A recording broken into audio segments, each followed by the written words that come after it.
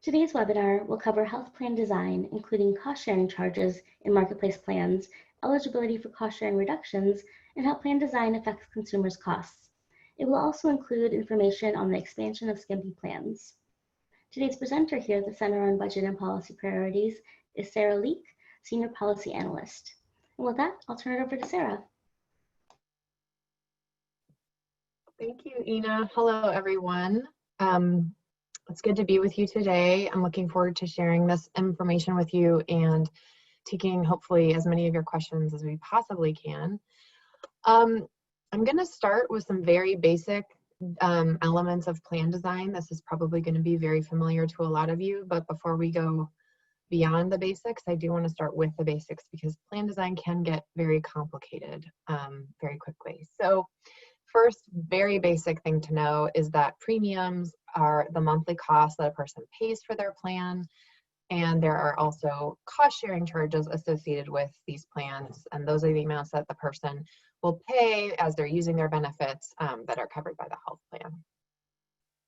Some of the elements of these particular marketplace plans that have to do with the standards that are set in law for them and requirements that exist are number one, covered benefits, a specified set of essential health benefits, including preventive services that are covered under all the plans. And then they may also have additional benefits that go beyond those essential health benefits. There's also a provider network that's part of these plans. That's a normal feature of insurance. This is because insurers contract with physicians, hospitals, and other healthcare professionals to provide services to plan enrollees. The network may be broad with a larger number of providers, or it might be narrower. And a plan may provide coverage out of network or outside of its network, and others may not. So that's an important issue, and we'll dig into that a little bit more later in the presentation. Here is a little bit more detail on the essential health benefits that I mentioned. These are the 10 categories that are required under federal law to be covered. There's some slight differences state by state because states kind of state benchmarks were used to set the essential health benefits in each state. But these are the benefit categories that are going to be covered in all marketplace plans, and this is important because this wasn't always the case, and this is sort of just a standard kind of reassurance for people that maternity coverage is part of this, prescription drugs is part of this. These kind of basic sets of services that you might need are all included in these plans. And then the other piece of it, cost sharing charges, to go a little further into detail there and maybe highlight a few of the important terms related to cost sharing in marketplace plans. First, we have the deductible, and this is an amount that's set on a yearly basis, and it is an amount that the enrollee generally has to pay before the insurance plan starts to pay for most of their benefits.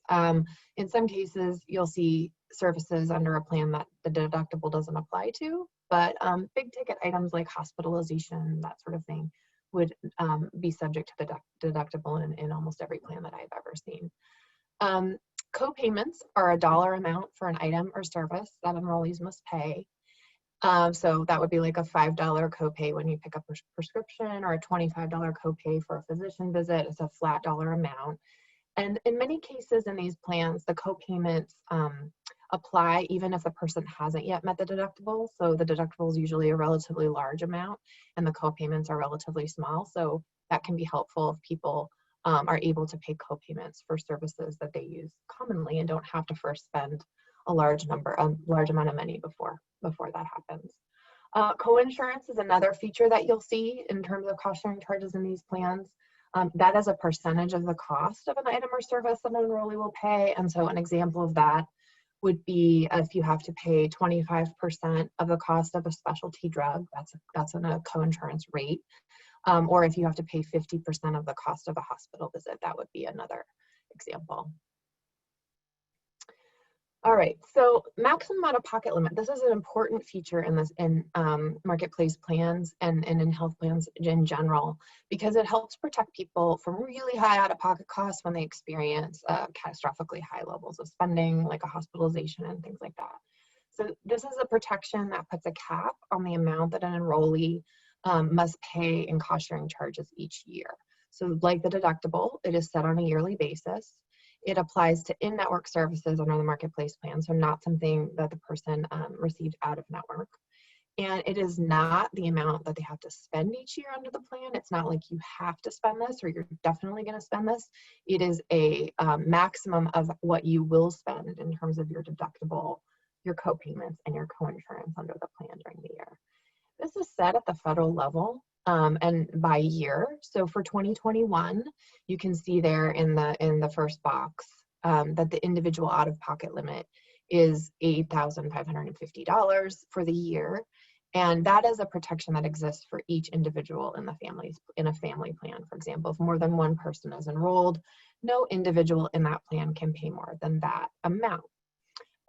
In addition, and we'll talk a little bit more about cost sharing reduction plans and how those work later, but you've probably noticed that for folks that have incomes in these ranges in the bottom box, up to 150% of poverty line, 151 to 200, and 201 to 250 of the federal poverty line, those folks are able to access extra help with their deductibles and cost sharing charges.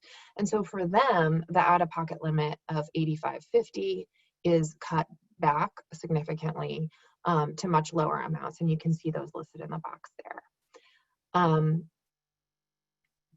All right, a couple of additional details to know about cost sharing charges. I highlighted this a little before, I touched on it.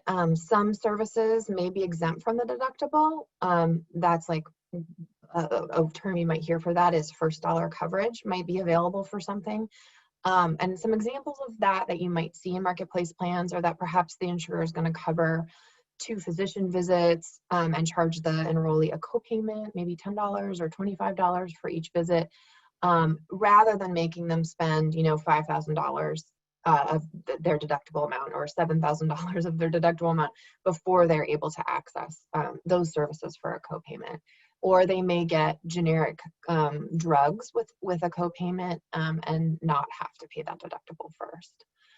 You may see plan designs that have a separate deductible. So they have an overall deductible like the one I've been talking about, but then they may have a separate deductible, perhaps specifically for prescription drugs. So that means that for prescription, and it's usually less. So for prescription drugs, you may have like a $1,000 deductible or a $500 deductible. So a lower deductible than perhaps an overall plan deductible of something like $5,000. So it just means that people can access prescription drugs for lower cost sharing compared to some of the other services. You'll see when you examine marketplace plans that they're organized by metal levels. And this is a way of labeling and simplifying, categorizing the coverage.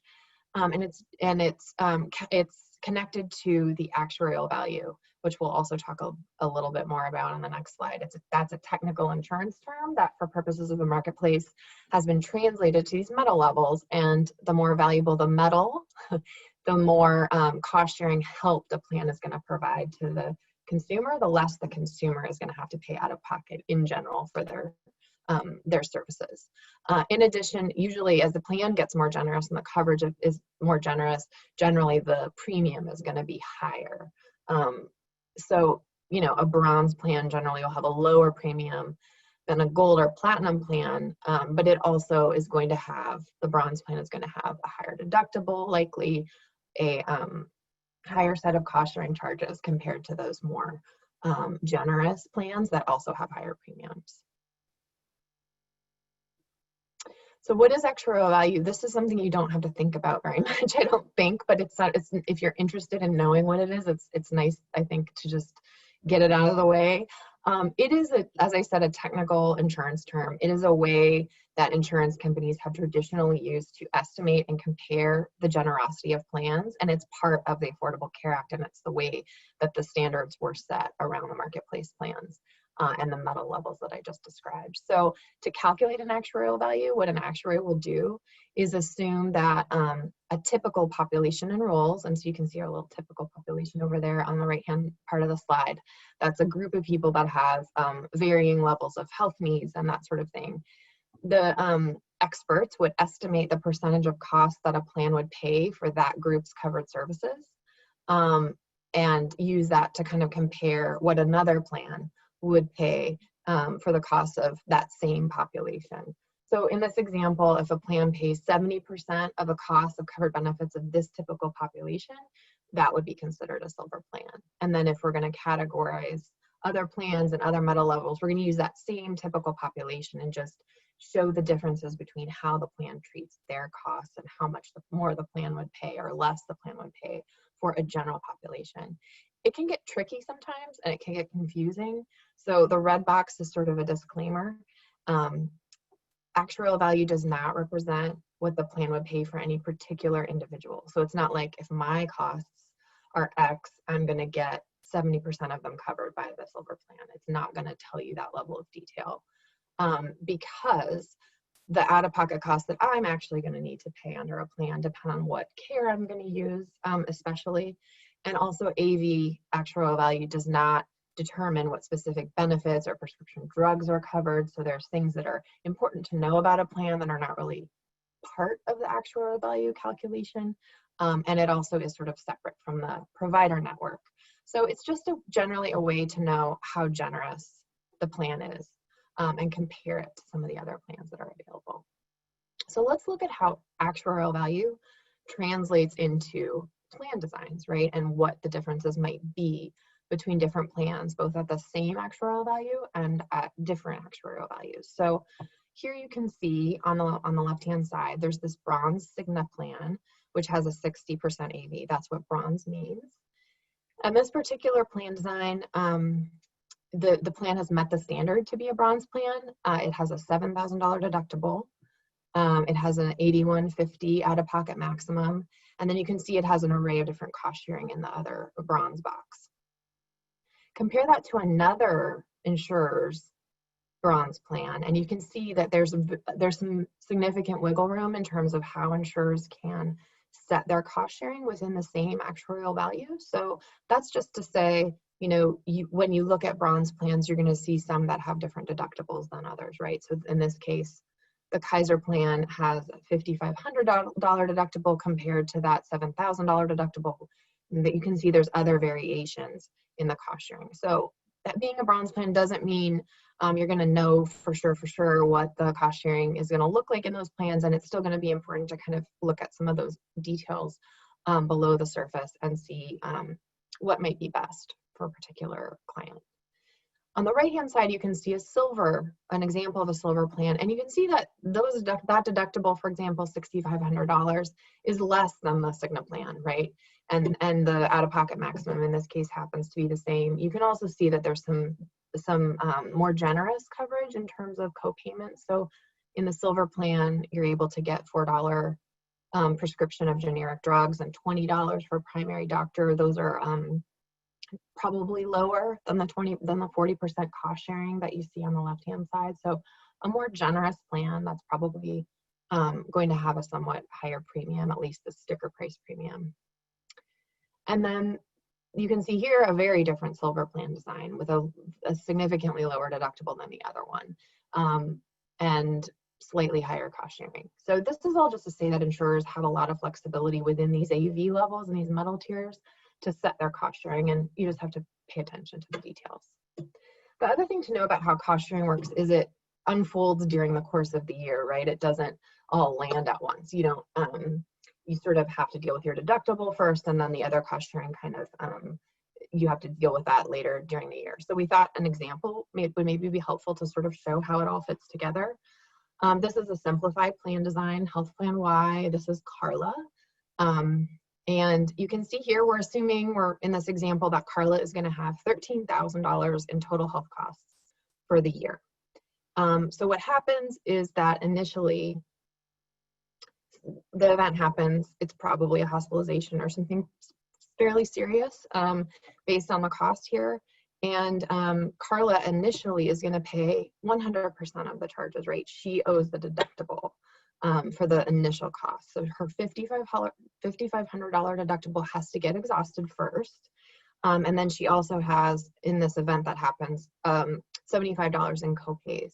So that's where she's at. She's now reached her deductible. And once that happens, she begins to owe, under this plan, 25% coinsurance for a lot of the services, and then a couple of services that have co-payments. So during that time, you can see that Carla's going to be paying some co-insurance there, $1,125 in the initial kind of tranche, and then $525 of co-insurance in the next tranche, and then she's going to pay another $125 in co-payments. So this is the middle part of the year. And then at that point, she has now spent a significant amount of money out of pocket, $7,350. That is where her plan, her insurer, begins to pay the entire bill for whatever else she has.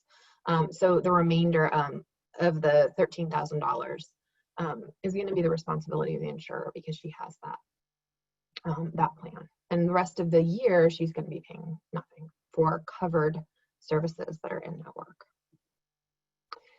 It would work a little bit differently for a family in terms of what their cost sharing amounts would be. Specifically, it would be the annual cost sharing amounts. The deductible and out-of-pocket limit would be larger, usually twice the amount of what it would be in an individual plan.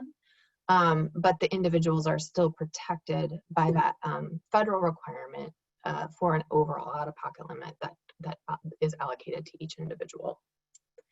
There's another wrinkle in family cost sharing, and I think this is most useful when you're dealing with folks, family, where there's going to be one or more members who have significant health costs during the year or expect to have significant health costs. So I just want to flag that these differences exist in family plans, and that if you have that kind of situation where people are really trying to figure out what they're going to pay, that this is something they might need to pay attention to in a family plan. So there's embedded family cost sharing, where in it there might be an embedded deductible where there's a family deductible overall that's fairly large, and then there's smaller individual deductibles for each family member kind of within that. There might be an embedded out-of-pocket limit where there's a family out-of-pocket limit, but then smaller individual out-of-pocket limits that apply to each individual. So after that individual hits that out-of-pocket limit, they don't owe anything more on that, on their bill, but the family hasn't quite met its out-of-pocket limit yet. On aggregate family cost sharing, all family members' expenses are pooled toward one deductible. And with aggregate out-of-pocket limits, all the family's expenses are pooled toward a combined out-of-pocket limit. Regardless of what it looks like in the design of the plan for a family, and this is something that you'd have to probably ask the insurer about or look to some of the more detailed plan documents to find out how it's designed. No matter what, each individual family member, no matter how family cost sharing accumulates in a plan, is protected by that individual maximum out-of-pocket limit that I mentioned. So $8,550 is the cap for each individual in a family in 2021, and then those lower amounts for folks that are qualifying for cost sharing reductions that have lower cost sharing requirements. Another important difference in these plans is in-network and out-of-network cost sharing. I think the point of this slide is just to leave with you the message that it's very different sometimes. Sometimes, as with Plan B here, there's no out-of-network coverage from the plan. So if a person goes to an out-of-network provider, they have to pay for themselves, and the plan's not giving them protection for that. And in other cases, there may be some assistance from the plan with out-of-network care, but it's less, and the enrollee has to pay more to go out of network than they would if they went in network. So it's just to say the network decision matters. People should be encouraged as much as possible to find in-network providers because the plan gives a lot more coverage and a lot more protection in those situations. In addition to the differences in cost sharing that might exist, the different cost sharing charges that a plan might have for in-network and out-of-network care, there are a couple other differences that might crop up for folks when they use an in-network physician under their plan versus an out-of-network physician. And again, the message is try as much as possible to use the in-network physician, but I'm going to go through here a couple of the things that are different that can result in higher costs. So first you can see at the top here with this example, Plan A, that the in-network deductible is $5,000 and the out-of-network is $10,000, which means the person has to spend a lot more out of pocket to do out-of-network care. They can go to the doctor and get a primary care visit for $25 if they're going in network. and not have to pay, their deductible, for example. With the other big difference, I think, is that with a network plan, the insurer has with a network, an in-network provider, the doctor or the other provider has agreed to accept what the plan is paying and not bill the enrollee any more than that amount. That's called balance billing. It's not allowed in network. Usually, when I sign up as a provider to be in that plan, I'm saying I'm going to agree to their reimbursement, and I'm not going to bill the enrollee any more than that. And then in addition, another difference is that in network, the payments that the patient is making do count towards their plan's out-of-pocket limit that we've been talking about. So that's another backstop, another protection, that if they're spending money out of pocket, that it's counting toward that, and they're getting that extra financial protection if their expenses end up being pretty high that year. So in this example here, I'm gonna move myself out of the way. In this example here, you can see on the left, there's a network physician. The doctor's bill is $200. The plan in this case pays $100, and because it's a network doctor, that doctor is agreeing to that charge. The patient owes a $25 copay because that's what they're charged with under the plan, and the plan pays the remaining $75 of that doctor's charge.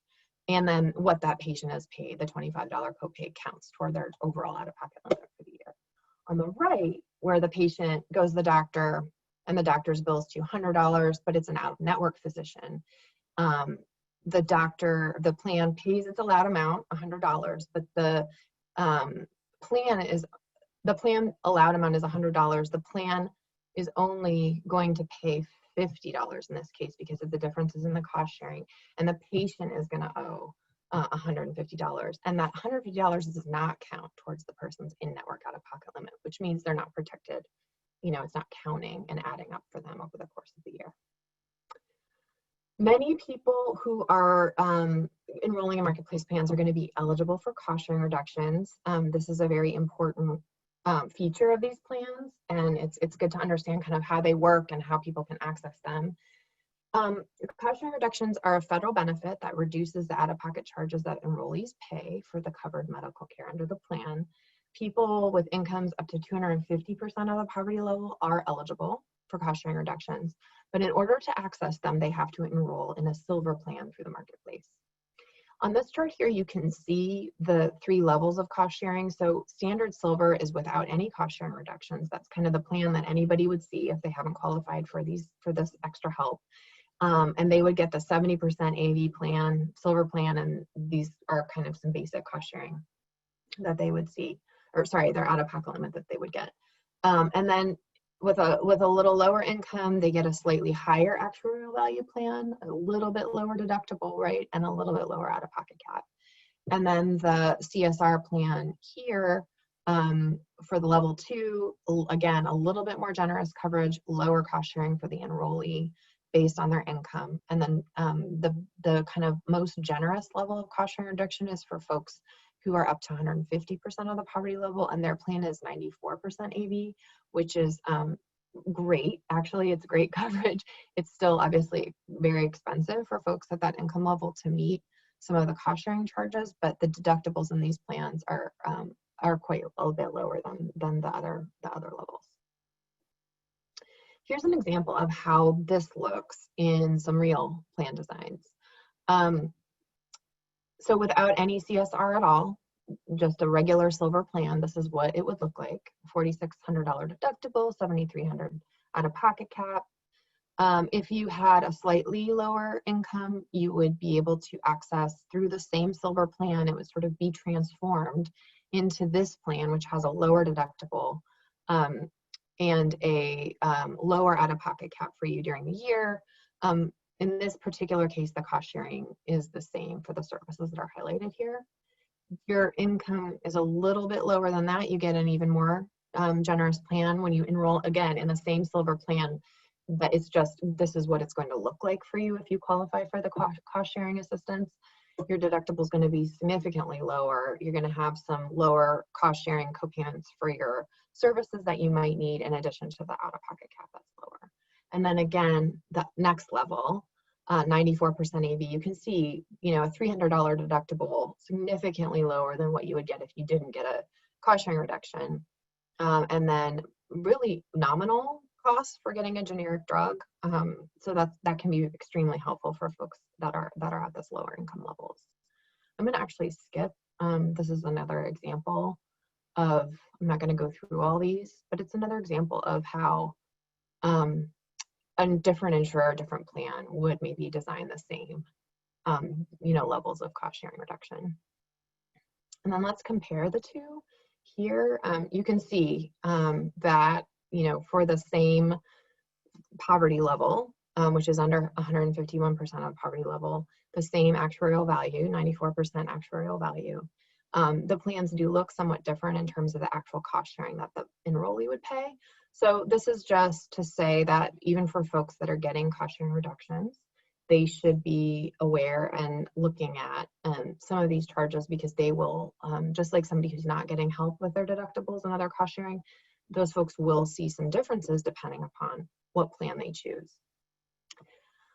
I wanted to mention the special cost sharing rules for American Indians and Alaska Natives. You can see them all outlined here. Defined specifically for people who are part of federally recognized Native American tribes and Alaska Native Claims Settlement Act corporation shareholders. They have the ability to enroll in or change marketplace plans each month, which isn't allowed for people who don't qualify for this help. For those folks who meet that standard and who are between 100 and 300% of the poverty level and qualify for the premium tax credits, they can actually get plans that have zero cost sharing. So they have no deductibles, no co-payments when using in-network medical care, and they may be able to get some out-of-network care without cost sharing as well under those plans. For folks that are either below that 100% or above that 300%, so outside the window I just mentioned, it's slightly less generous, but still really important to know about because it can provide people with a lot of access to healthcare. This is a limited cost sharing plan. And what that means is the enrollee would pay no cost sharing charges when they receive services from an Indian health services provider or from another provider if they've been referred from an IHS provider. So that's a really important way to access medical care.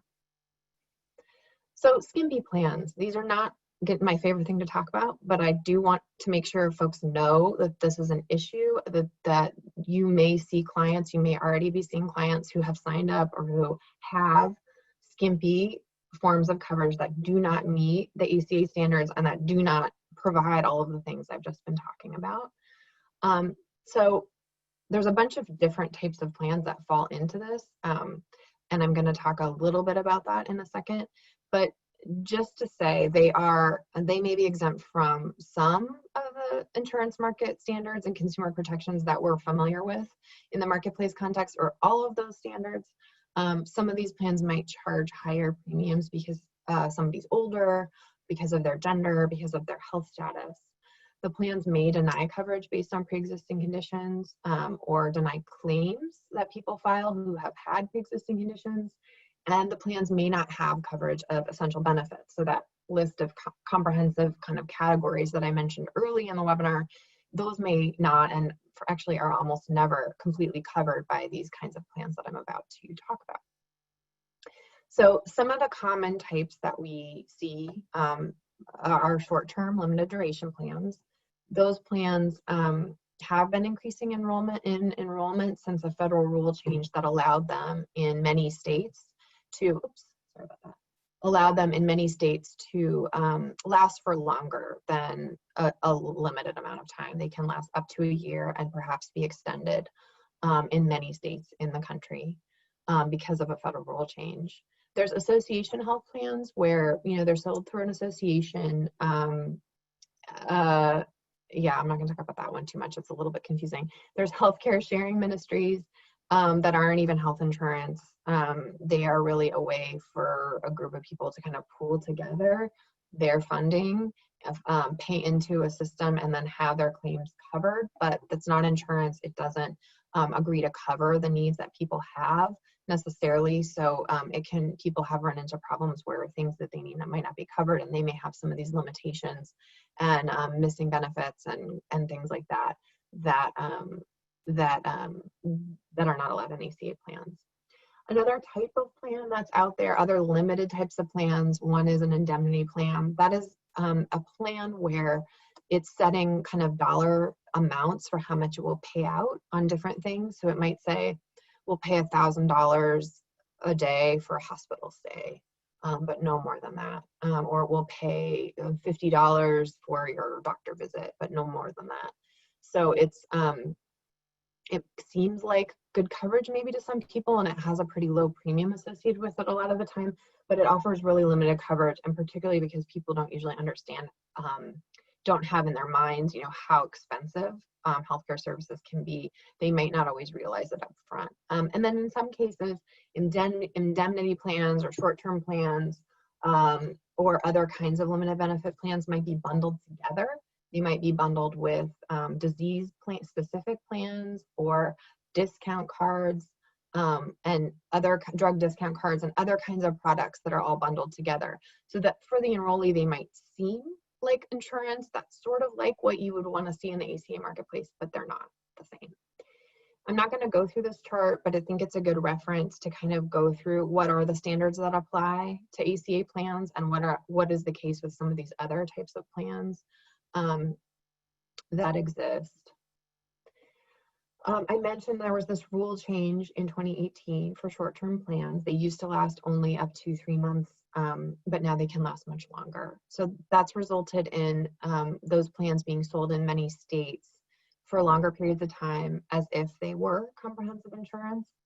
In a lot of cases, people get very confused. Sometimes the marketing around these plans is quite aggressive, and people will be getting robocalls or they'll be getting outreach from folks that are selling these plans, and that's pretty aggressive in trying to kind of get them to sign up relatively quickly without maybe telling them all the details. The problem is, of course, that healthy people who enroll in these plans may find themselves facing gaps in coverage and facing catastrophic costs if they do end up needing care. In the case of short-term plans, they do almost always exclude coverage for pre-existing conditions just broadly, so that you know, they just don't cover anything that is a pre-existing condition. And this can be a problem up front if somebody has care that they need covered and it's related to a pre-existing condition. But it can also be a problem after the fact, because in this market, insurers may conduct post-claims underwriting or claims eligibility reviews. So if somebody has an expensive claim, something big happens to them, the insurer will at times go back and investigate their health history. And they may link what has happened to some pre-existing condition. They may, in some cases, say that that person should have known that they had that at the time they applied. They may not cover those claims based on that. They may try to rescind the plan completely. So it's just kind of a dangerous, risky thing, because the consumer could never really know, I don't think, very clearly that that was at risk there. But that is a problem when you have these plans that are not subject to the same rules as the health insurance that we're used to. Most of the short-term plans, I've never seen a short-term plan that covers maternity care. Some of them do cover prescription drugs, but there are significant numbers of these plans that do not, and that also do not cover anything related to mental health or substance use disorder treatment. The tricky thing is when you go on the internet and search for health insurance, you sometimes get some websites that look really similar to the ACA marketplace that may make people think it's regular insurance.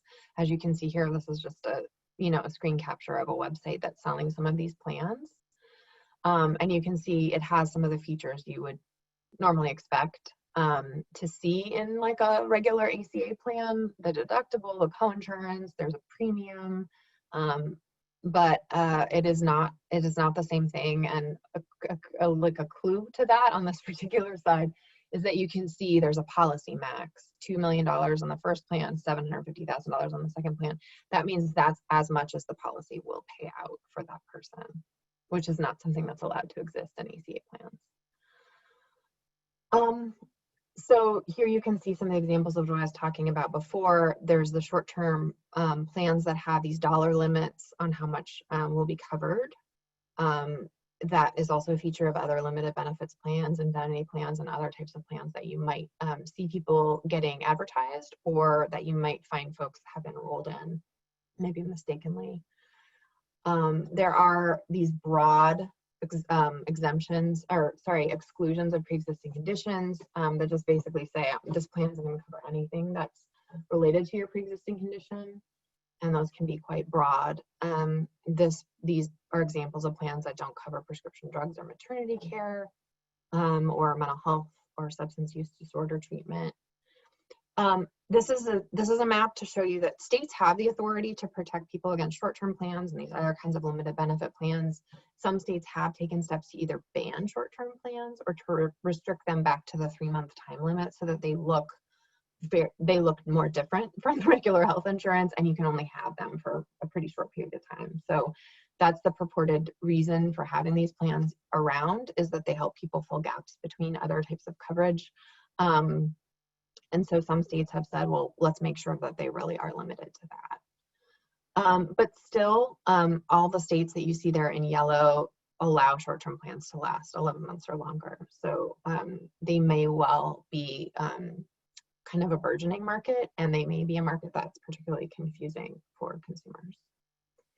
I should just make sure people know, I mean, they don't meet ACA standards. They're not sold through the marketplace, so they're not eligible for subsidies. So sometimes if folks are getting sold these plans, they're really missing out, not only on comprehensive benefits and the important cost sharing protections that we talked about, but they're also not eligible for premium tax credits or extra cost sharing reductions if they meet the income standards for those. So that can be problematic as well. People may not know that they're eligible for these things that could help them afford coverage, and they may seek out these kind of skimpier plans because they're attracted by the lower premium and they just want to have something to protect themselves, and they may not know. So I think that's a challenge. Direct enrollment is a term you may have heard. The federal marketplace, healthcare.gov, has been expanding its use of direct enrollment and enhanced direct enrollment, so I thought we would just flag what exactly that is. This is when insurers and brokers, including web brokers, use their own websites rather than the healthcare.gov site to help people apply for and enroll in marketplace plans and receive subsidies.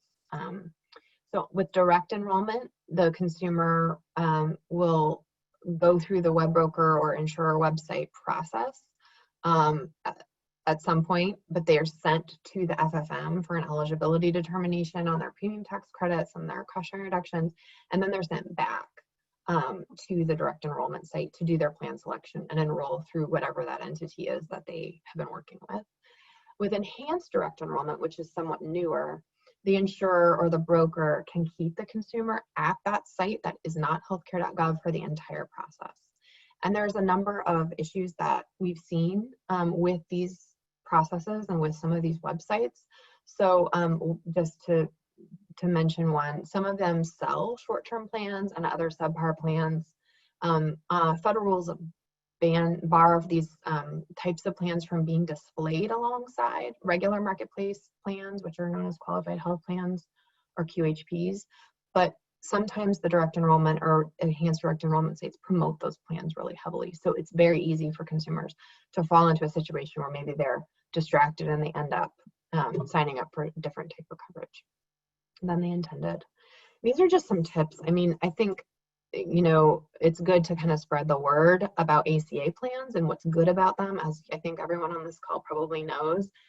Making sure that people know about open enrollment, special enrollment periods, and that they understand kind of what they're getting for their premium, that, you know, premiums are significant for folks, but it's buying real financial protection. Whereas with these skimpy plans, sometimes they're getting a lower premium, with the skimpiness really is that the coverage isn't that great either. So they're spending money that sort of isn't really buying them a significant amount of protection in some cases.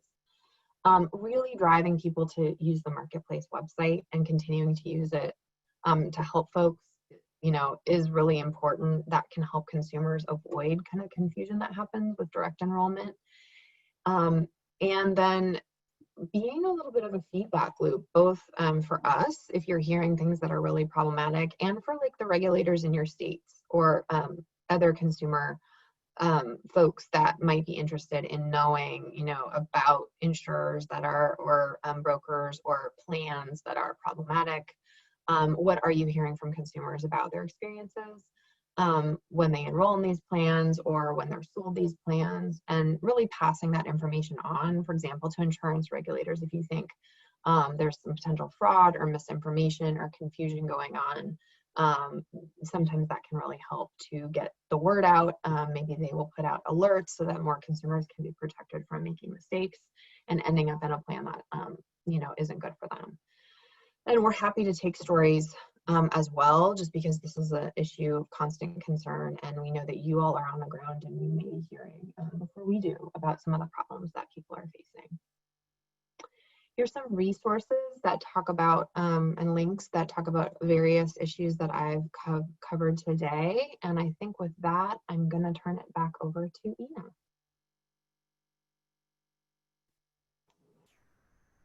Hi there again. Thank you so much, Sarah, for that presentation. So we do have some questions that came in. We'll start with the first question, which is, do co-payments count as part of the deductible?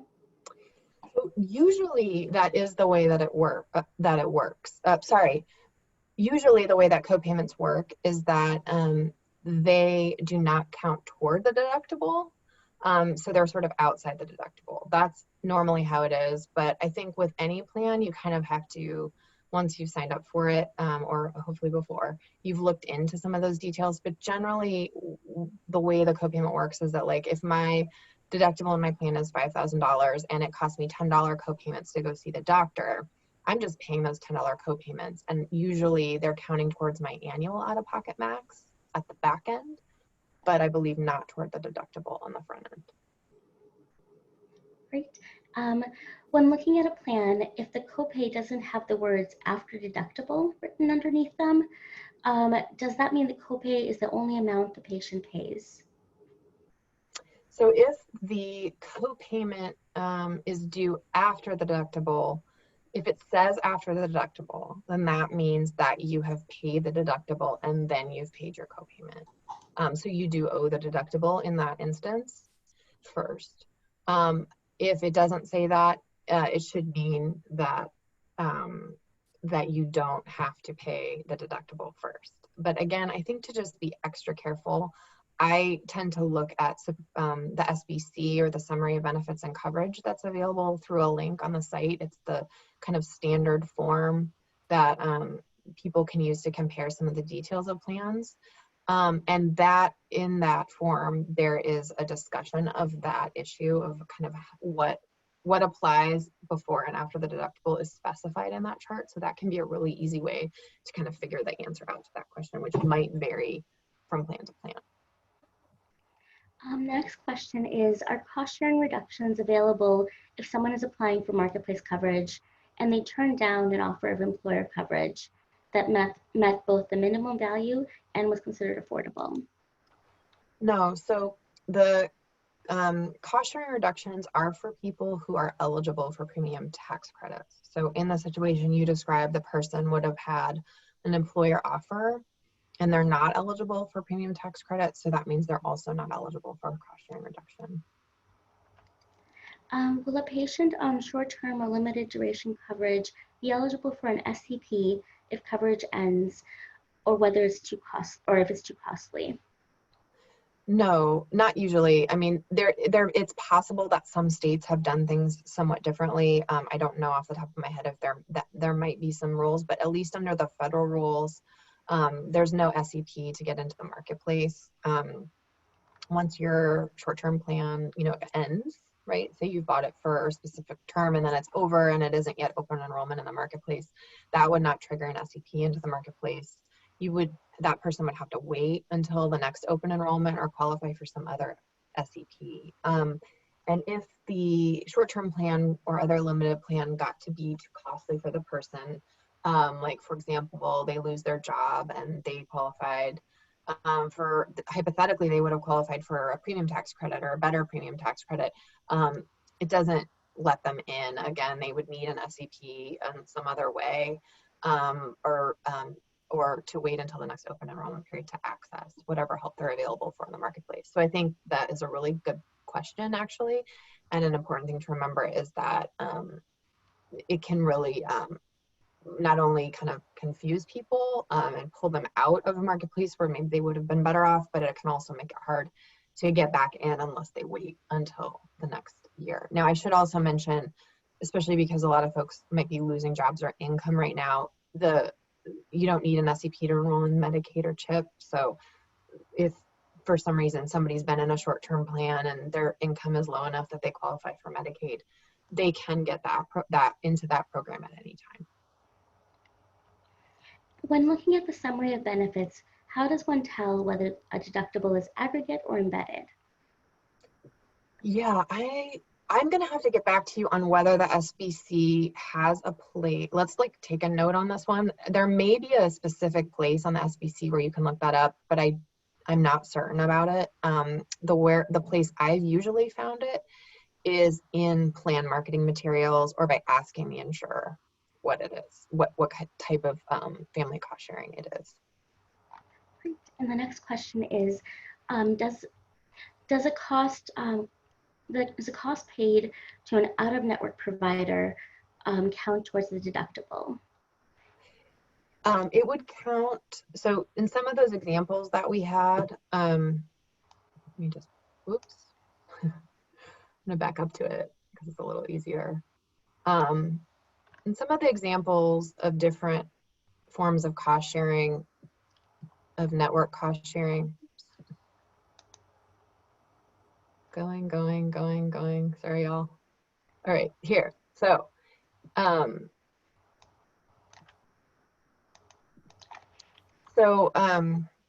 here you can see a couple of different options. So the out-of-pocket, if there's a special amount of cost sharing that's for out-of-network, that is what would apply.